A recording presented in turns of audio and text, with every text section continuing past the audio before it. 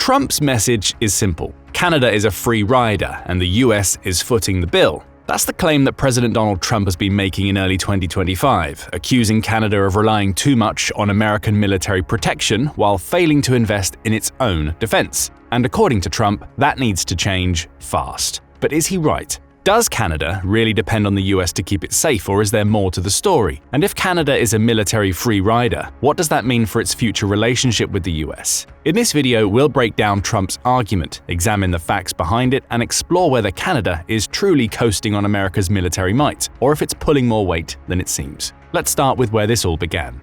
In July 2023, the Wall Street Journal's, or WSJ's, editorial board published an opinion piece in which it accused Canada of the same crime. The article suggested in a mocking tone that Canada's attendance at the 2023 annual NATO summit should have seen the country sit at the junior table due to how feeble its commitment to military spending was. Canada's commitment of 1.38% of its gross domestic product, or GDP, to defense simply wasn't enough, the WSJ argued. Worse yet, Canada's membership in the group of 7 nations was called into question, with the WSJ noting that it's the lowest military spender of the 7. Canada has long been a free rider off the US military, which it knows stands guard over North America, the article claimed, while suggesting that Canada has spent several decades living off being a founding member of NATO and an important ally during World War II. But if sovereignty and national pride mean anything, Canada can't afford to float above the fray on defense. President Trump seems to agree. And though he's not willing to send the US military in to show Canada what the supposed free riding achieves in a war, he's committed to using economic force to make Ottawa see his point of view. Almost from the moment Trump became president, he started threatening Canada with tariffs on its exports. He followed through on that threat in early February, imposing a 25% tariff while claiming that what essentially amounts to a tax on Canadian goods is due to a combination of concerns over illegal immigration and drug trafficking. In other words, Canada's military isn't solving these issues, so the US will implement tariffs until they do. Canada responded with 25% tariffs of its own, affecting around $106.6 billion of American goods. On February 4th, Trump paused the American tariffs for 30 days after receiving assurances from Canada that it would ramp up its border patrols to deal with the immigration and trafficking problems. That temporary pause came in the wake of Canada committing to boost its border enforcement, which will tackle at least one of Trump's concerns about the country. Canada will deploy 10,000 soldiers to its US border to combat fentanyl trafficking. However, that seems like a strange goal for Canada to have, when less than 1% of the 4,500 pounds of this illicit drug seized in the US since September 2024 originated in Canada. The vast majority, a staggering 98%, was intercepted at America's southwest border with Mexico. To that end, Mexico has also committed 10,000 troops to its border for similar reasons as Canada, with that border force likely to be far more effective in slowing down the fentanyl flow.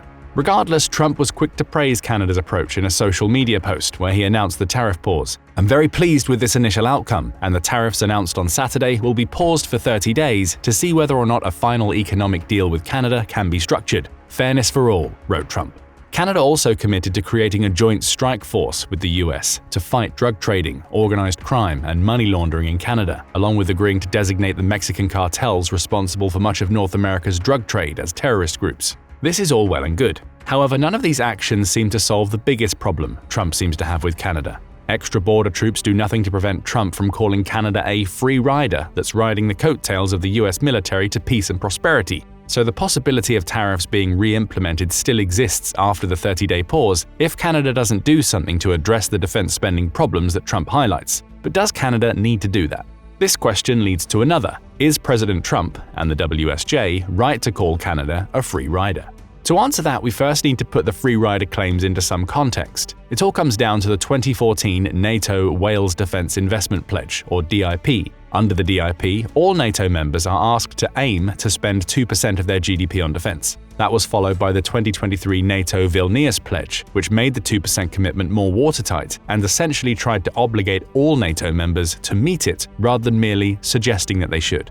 You may remember from the Washington Post piece that Canada fell well below that spending guideline in 2023, hitting just 1.38% of its GDP in defense spending. It wasn't much better in the decade before 2023. In fact, there was only one other year when the country matched or exceeded its 2023 GDP expenditure, hitting 1.4% in 2021. For most of the period between 2012 and 22, Canada hovered around the 1.1 to 1.3% mark for GDP expenditure, though it managed to fall below even 1.01% in 2014 when it spent just 0.99% of its GDP on its military. Contrast this to the United States and you start to realize where Trump is coming from with his free rider comments. The US has consistently spent well above 2% of its GDP on defense since NATO was founded. 1953, which was the height of the Korean War, saw it raise spending to 11.3% of GDP. We saw similar spikes during other American conflicts, such as the rise to 4.5% spending in 2010 during the height of the Iraq and Afghanistan wars. But even when you take wars out of the equation, the US consistently spent over 6% of its GDP up until the 1970s and has hovered around the 3 to 5% mark since the 1990s.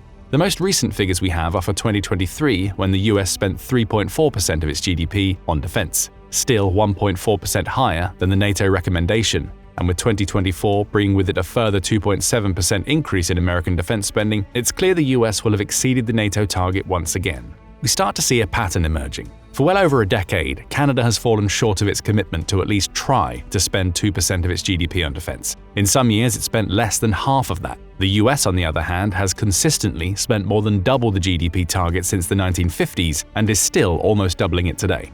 The disparity is thrown into an even larger contrast when you compare the actual dollar amounts. America's request for its 2024 defense budget was $842 billion. That money would go towards supporting the 1.3 million people in its active military, along with all the equipment purchases needed to keep the US at the top of the global military heap. Canada's defense spending is tiny in comparison. The country's Office of the Parliamentary Budget Officer, or PBO, says that Canada is likely to spend $39 billion on its military in the 2024 to 25 period, with that figure rising to $52.2 billion by 2029 to 2030. That's less than 5% of what the US spends on its defense, and it gets even worse. These figures are in Canadian dollars. They become $27.32 billion and $36.57 billion respectively when converted into American dollars, demonstrating an even larger gulf between what the US and Canada spend. Canada has even committed to reducing some of its defense spending, though this is done in the name of efficiency and focused on the National Defense Department. That department is aiming to spend $810.4 million Canadian dollars less in 2024 to 25, though Canada could at least argue that's money saved that could be spent on equipment.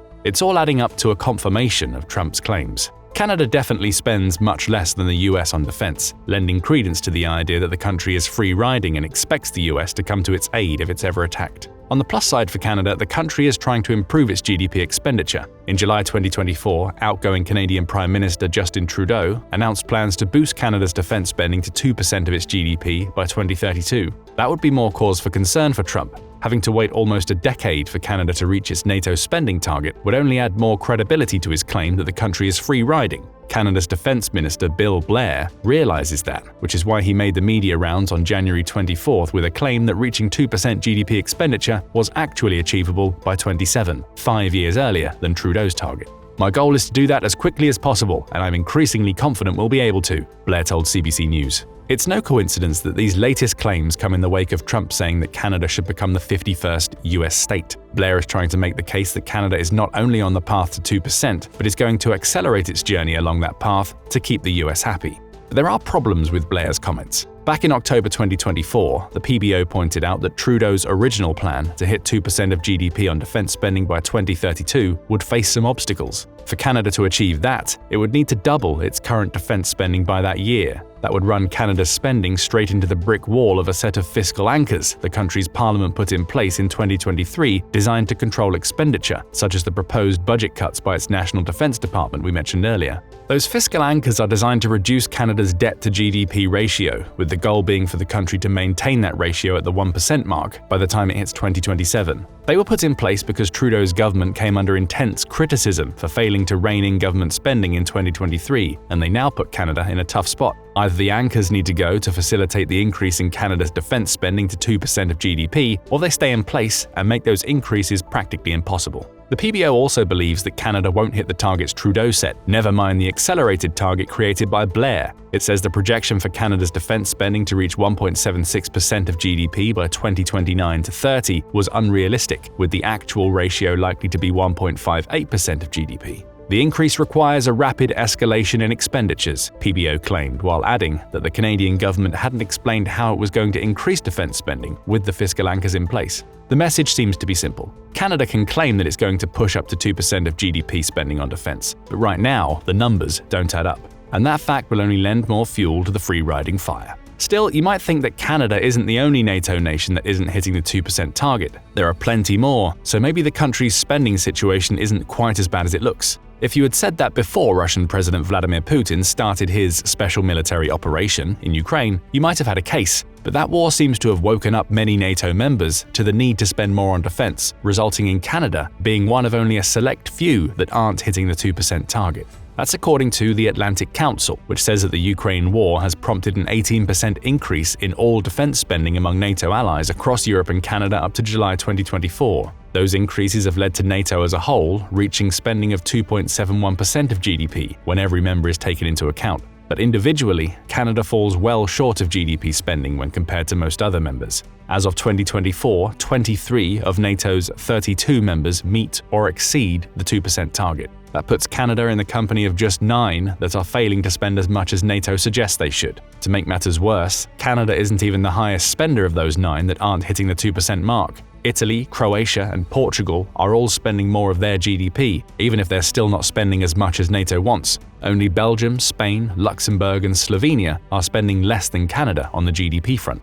So Canada isn't just being massively outpaced by the United States when it comes to military spending. It's also in the bottom 5 of NATO's members for spending related to GDP, again making it seem like the country is free-riding. And it gets worse for Canada's case to not be called a free rider. CBC News also points out that NATO members are expected to spend at least 20% of the money they dedicate to defense on military equipment. That condition was outlined in the 2023 NATO Vilnius Pledge we mentioned earlier, and it's a condition that Canada isn't meeting. Worse yet, it was one of only 2 NATO members that failed to hit this 20% equipment spend mark in 2024, which is problematic given that about half of the country's existing military equipment is either unavailable or unserviceable. In other words, Canada has not only underinvested for decades, but its attitude has actively weakened its military on the equipment front. The situation is so bad for Canada that ex-Trump administration official Elbridge Colby says that Canada is making a mockery of its status as a Group of 7 or G7 nation. How can it slot into that group when it mocks the bare minimum of what's required going into a G7 summit, Elbridge asks. However, perhaps the most obvious sign that Canada is a free rider that's relying on the US to come to its rescue lies in a comparison between the two countries' militaries. According to military aggregator Global Firepower, the US has 1.328 million active personnel in its military. Canada has just 68,000. Canada only has 351 aircraft compared to America's 13,043, and its Navy has 367 fewer assets, coming in at 73 vessels. A shocking statistic considering Canada's 151,019-mile coastline is the longest in the world. No matter where you look, Canada seems to fall short. It has 74 tanks compared to America's 4,640. The US has over 391,000 armored vehicles, while Canada only has 21,704. Canada has no artillery and no mobile rocket projectors. There's not a single aspect of the country's military that comes close to the United States. Of course, it's not expected to. Canada's GDP was $2.89 trillion in 2023 compared to America's $27.72 trillion,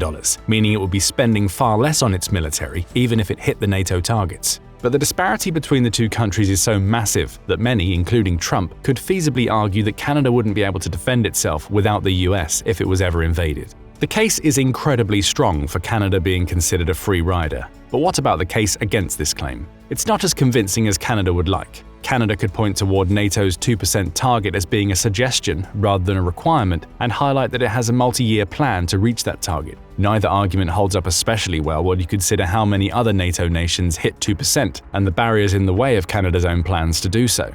A more convincing argument for Canada would be that it's one of the more active NATO members in terms of its participation in the organization's operations. That's the case put forth in a July 2023 piece by Benjamin Zeiler for the CDA Institute. He states that Canada is among several countries that perhaps focus more on soldier deployment in NATO operations than they do on the amount of money the country inputs into the group. This measure not only includes an analysis of the outcome of a particular operation and member states' contributions, but also its sustainability, for example, in a peacekeeping mission, Zeiler argues. He brings up the example of Bosnia. Canada was involved in NATO missions in that country during the 1990s, with Zeiler pointing to the long-lasting peace that resulted, as proof that Canada isn't a free rider. Sure, it spends less of its GDP on defense than most other members, but it's more active in operations that achieve NATO's goals, meaning its output outweighs that of many other nations. Perhaps Zeiler has a point. The problem is that Trump, the WSJ, and everyone else who accused Canada of being a free rider isn't going to look too intently at these operations. And even if they do, they can point to similar US involvement and how those operations wouldn't be possible at all were it not for the countries that are spending as much as NATO recommends on equipment. Zeiler also makes the case that the US thinks globally, with most of its defense budget going toward America-centric activities, whereas most other NATO nations think locally, often in European terms. But again, that won't help Canada. It's part of North America, and the US can argue that it should be as concerned about the defense of that continent as the US. Right now, it doesn't seem to be, at least to Trump. And those numbers and statistics don't exactly play in Canada's favor. Perhaps the Great White North truly is a free rider. If it is, what do you think Canada can do about this problem? Is it possible for the country to increase defense spending to 2% of its GDP rapidly, or are the barriers it has in place going to stop that from happening? Will Trump continue using tariffs to get what he wants from Canada? Share your thoughts in the comments, and thank you for watching the video. Now go and check out What If Trump Uses Force to Take Over Canada, or click this other video instead.